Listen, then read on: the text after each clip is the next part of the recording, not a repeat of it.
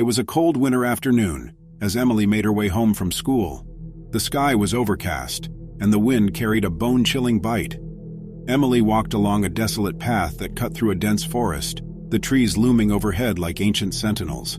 She had taken this route countless times before, but today, something felt off. As she walked, the usual sounds of birds chirping and leaves rustling were eerily absent. The forest seemed unusually quiet, as if it was holding its breath.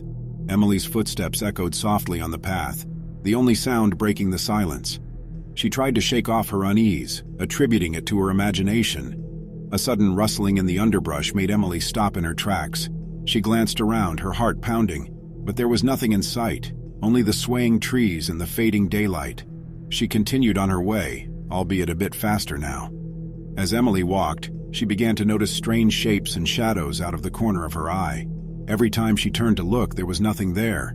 She quickened her pace, the feeling of being watched intensifying with each step. Just as Emily was about to emerge from the forest onto a more well-lit street, a distant whisper reached her ears. She froze, straining to hear. The whisper grew louder, and Emily could make out faint words, as if someone was chanting in a language she couldn't understand.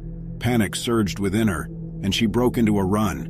The path seemed to stretch on forever, the forest becoming more claustrophobic with every passing moment. The trees seemed to close in around her, their branches reaching out like skeletal fingers.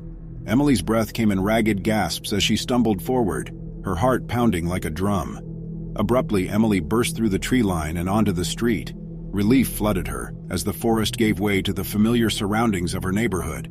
She slowed down to catch her breath, her fear slowly subsiding. As she walked the final stretch home, she couldn't shake the feeling that something had been lurking in the shadows of the forest.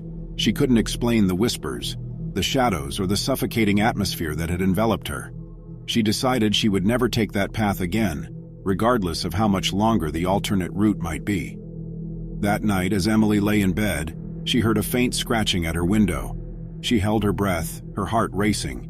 Slowly, she turned her head to look, and her blood turned to ice. There, pressed against the glass, was a pale face with hollow eyes, staring directly at her. As terror paralyzed her, the face slowly receded from the window, disappearing into the night. Emily's parents rushed into her room, but by then there was no sign of anyone or anything outside. She tried to explain what she had seen, but they dismissed it as a nightmare.